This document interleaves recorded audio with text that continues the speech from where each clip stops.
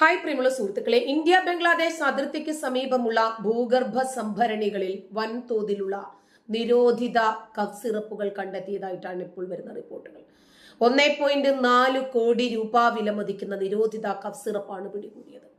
പശ്ചിമ ബംഗാളിലെ നാദിയ ജില്ലയിലാണ് സംഭവം. നിരോധിത കഫ് സിറപ്പായ ഫെൻസഡിലിന്റെ 62,000 കുപ്പികളാണ് അതിർത്തി സുരക്ഷാ സേന അഥവാ BSF കണ്ടെടുത്തത്. ഇന്നുച്ചയ്ക്ക് 2:45 മജിദിയ ടൗണിനടുത്തുള്ള നൌഘാട്ടയിലെ ഫെൻസഡിൽ കുപ്പികൾ വൻതോതിൽ ഒളിപ്പിച്ചിട്ടുള്ളതായിട്ട് രഹസ്യ വിവരം ലഭിച്ചു. തുടർന്ന് തുങ്കി അതിർത്തി ഔട്ട് പോസ്റ്റിലെ BSF ഉദ്യോഗസ്ഥരും ലോക്കൽ പോലീസും സംയുക്തമായി നടത്തിയ ഓപ്പറേഷനിലാണ് മരുന്ന് കുപ്പികൾ പിടിച്ചെടുത്തത്. പരിശോധനയിൽ 3 ഭൂഗർഭ സംഭരണ ടാങ്കുകൾ കണ്ടെത്തി. 2 ടാങ്കുകൾ പുല്ലുകൾ വളർന്നു മൂടിയ നിലയിലായിരുന്നു. ടാങ്കുകളിൽ ഈ ഫെൻസഡിലെ കുപ്പികൾ പെട്ടികളിലാക്കി സൂക്ഷിച്ച നിലയിലാണ് കണ്ടുപിടിച്ചത്. പിടിച്ചെടുത്ത മരുന്ന് കുപ്പികൾ തുടർ നിയമ നടപടികൾക്കായി ബന്ധപ്പെട്ട അധികാരികൾക്ക് കൈമാറി. സംഭവത്തിൽ കൂടുതൽ അന്വേഷണം നടന്നു വരികയാണ്.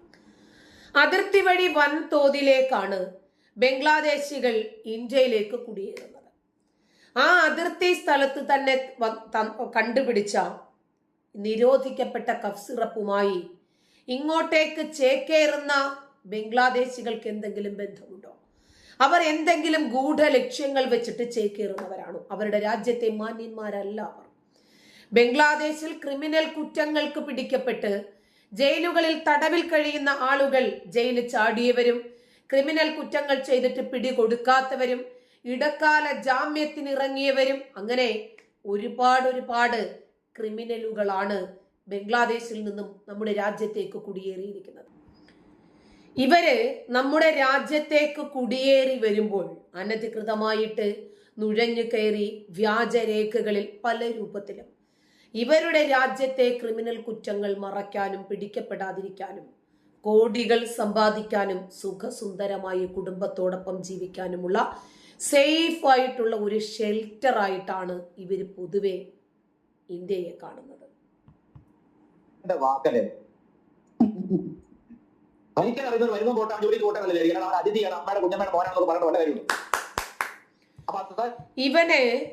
ഇവരെയൊക്കെ അതിഥി തൊഴിലാളികളാണ് എന്ന് പറഞ്ഞ് ഇവർക്ക് വേണ്ടുന്ന എല്ലാ സൗകര്യങ്ങളും ഏർപ്പാട് ചെയ്തു കൊടുത്ത ഗവൺമെന്റ് ഇതിന് സമാധാനം പറയണം. തീർച്ചയായിട്ടും. അപ്പോ ഒരു ക്രിമിനലിനെ സംബന്ധിച്ച് ഒരു ക്രിമിനലിന്റെ ഉള്ളിലേക്ക് മതബോധം കൂടി ചേരുമ്പോൾ അത് ക്രൈമിന്റെ ഒരു പൂരപ്പടിയായിരിക്കും നടക്കുക. അപ്പൊ കേരളത്തിൽ ഇപ്പോൾ ഇത്തരക്കാരെ പലയിടങ്ങളിലും പാർപ്പിച്ചിട്ടുണ്ടെന്നും അതിഥി തൊഴിലാളി എന്നുള്ള പേരൊന്നും ആലോചിച്ചു. എന്ത് മണ്ടവും ഭരിക്കാൻ അറിയാത്ത വങ്കന വാക്കല്ലേ. ഭരിക്കാൻ അറിയുന്നവർ വരുന്ന പോട്ടാണ് ജോലിക്ക് പോട്ടാണല്ലേ. കാരണം അതിഥിയാണ്, അമ്മയുടെ കുഞ്ഞമ്മയുടെ മോനാണെന്നൊക്കെ പറയേണ്ട വല്ല കാര്യമുണ്ടോ?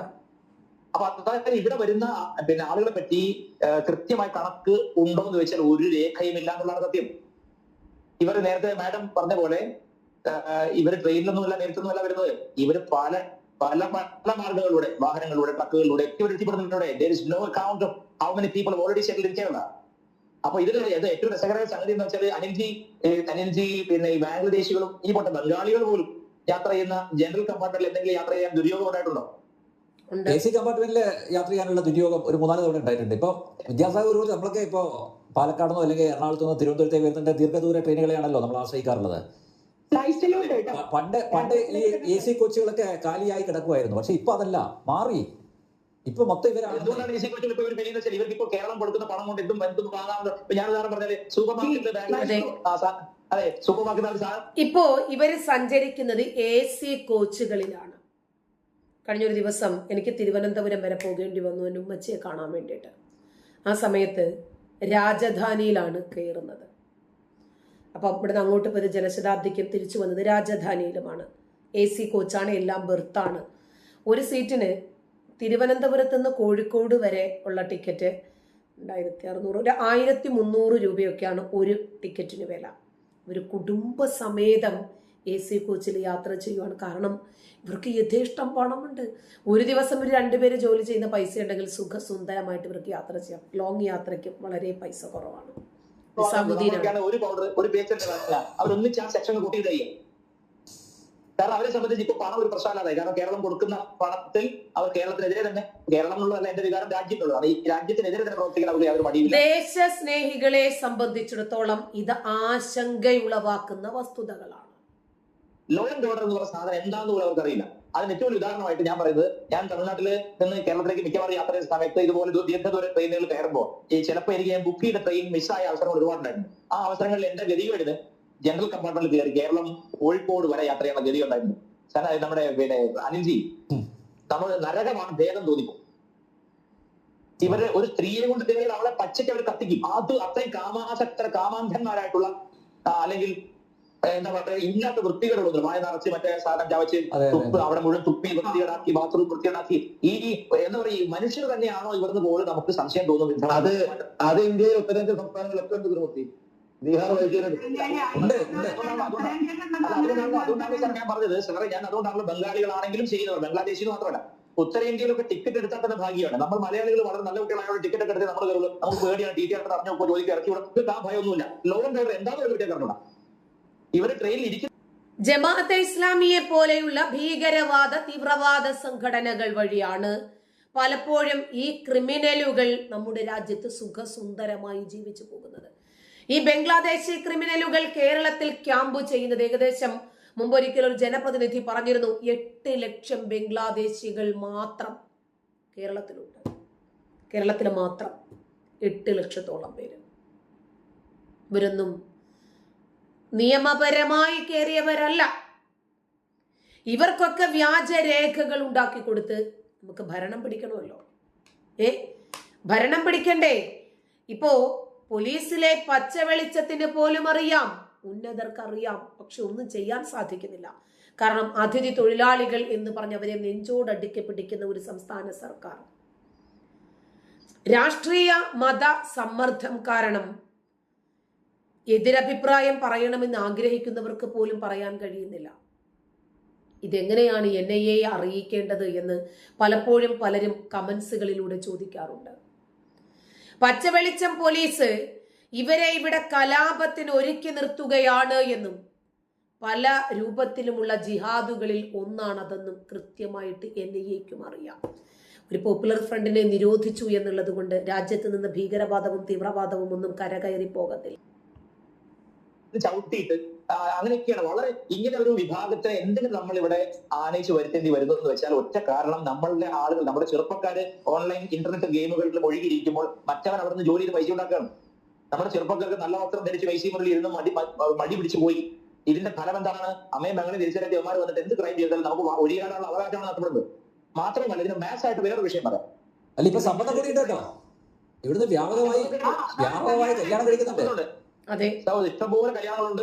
ഞാനതൊക്കെ മനസ്സിലാക്കുന്നത്. ഇതിൽ മറ്റൊരു വിഷയം ഞാൻ കഴിഞ്ഞ ചർച്ചയിൽ പറഞ്ഞിരുന്നത്, അതായത് ഞാൻ കോഴിക്കോട് ജില്ലയിൽ രാത്രി ഒരു 10-20 ശേഷം യാത്ര ചെയ്ത തിരിച്ചു പിന്നെ നടന്നു വരുന്ന സമയത്ത് വഴിയൊരികിൽ മലയാളവും ബാംഗ്ലാ ഭാഷയും അറിയാവുന്ന ജിഹാദികളായിട്ടുള്ള ആളുകള്, ആ ജിഹാദ് പ്രത്യേകിച്ച് തിരിച്ചറിയുന്നുണ്ട്. അവനെ ഈ പഠിപ്പിക്കുന്ന ഈ പിന്നെ എന്തിനാണ് ഖുർആൻ ഓതി കൊടുക്കുന്നത്? വരുന്നവനെ നമ്മുടെ ധർമ്മം, നമ്മുടെ മതം ഇതാണ്. രാത്രി ക്ലാസ് ആണ്.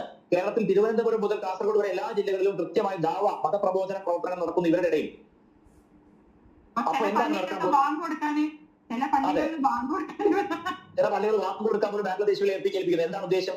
ഒരു ജനതയെ അവർ പോലും അറിയാത്ത സമയത്ത് അടിയിൽ നിന്ന് ഒറ്റ വലിയാണ്. നോക്കിക്കോളും, ഇവിടെ ഒരു കലാപം ഉണ്ടാക്കണമെങ്കിൽ ഇപ്പോൾ ഇവിടെ മലയാളവും ബാംഗ്ലയും അറിയുന്ന എത്രയോ മതപണ്ഡിതരുണ്ട്. അവരുടെ ഒറ്റ ആഹ്വാനം മതി. അതിക്രൂരരായ ഇവർ ഒരു ബംഗാളിക്ക് കണ്ടതാണല്ലോ. അല്ല, പായിപ്പാട് നമ്മൾ കണ്ടതാണല്ലോ. ഇവരെ പോലീസ്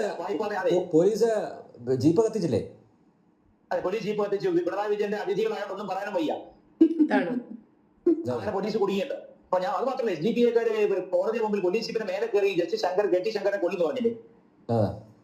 അപ്പൊ ഞാൻ പറഞ്ഞത്, കേരളത്തിൽ ആത്യന്തികമായിട്ടൊരു ലഹള ഉണ്ടാക്കാൻ പറ്റുന്ന രീതിയിൽ ട്രെയിൻഡ് ആയിട്ടുള്ള മതബോധനം നേടിയ ജിഹാദി ശക്തികൾ ബാംഗ്ലാദേശിൽ നിന്ന് കുടിയേറിയവരിൽ ഒരുപാട് പേരുണ്ട്. എത്ര പേരുണ്ട് നമുക്കറിയില്ല. അവരെല്ലാം തന്നെയും മതബോധനവും അതുപോലെ തന്നെ ഇതര വികാസന ചിന്തയുള്ളവരുമായിട്ടുള്ള ക്രിമിനൽസ് ആണ്. പോലീസിനെ കൊണ്ട് ഇത് നിയന്ത്രിക്കാൻ പറ്റുമോ എന്ന് എനിക്ക് സന്ദേഹമാണ്. കാരണം പോലീസ് ഇതിന്റെ ഗൗരവം എത്രത്തോളം തിരിച്ചറിഞ്ഞു, സർക്കാർ ഇതിന്റെ ഗൗരവം തിരിച്ചറിഞ്ഞു എന്നൊന്നും നമുക്കറിയില്ല അനുജി. അതുകൊണ്ട് നാം എന്തേ ചെയ്യേണ്ടു? ഇപ്പൊ നേരത്തെ സംസാരിച്ചത് എനിക്ക് തോന്നുന്നത് ശബ്ദം കേട്ടിട്ട് ജോർജ് ജോസഫ് സാറാണ് തോന്നുന്നത്. അതെ അതെ. അതെ retired SP George Joseph sir. വരുന്ന ബംഗ്ലാദേശി ബംഗാളിന്റെ പറയുള്ളൂ. അവൻ ഇവിടെ ടൈൽ വിരിക്കാൻ വരുന്നവൻ, പുല്ല് പറിക്കാൻ വരുന്നവൻ, പിന്നെ മൗവിങ്, അതായത് ഗാർഡൻ മൗവിങ് വരുന്നവൻ. ഇവരെ വലിയ ഒരു രൂപത്തിൽ നാളെ കേരളത്തിൽ ഒരു കലാപം ഉണ്ടാക്കുന്നതിന് വേണ്ടി ഒരുക്കി നിർത്തുകയാണ് എന്ന് വിദ്യാഗുരു സാഗർ മൂർത്തിക്ക് മാത്രമല്ല സംശയം. കേരളത്തിൽ ദേശീയതയോടൊത്തു നിൽക്കുന്ന ഏതൊരു മനുഷ്യന്റെയും സാമാന്യ ബുദ്ധിയും ബോധവും വിവരവുമുള്ള സാഹചര്യങ്ങളെ അനലൈസ് ചെയ്ത് മനസ്സിലാക്കാൻ സാധിക്കുന്ന ഏതൊരാളും മനസ്സിലാക്കുന്ന വസ്തുതയാണത്. ചിലർ തുറന്നു പറയുന്നു, ചിലർ പറയുന്നില്ല. നന്ദി.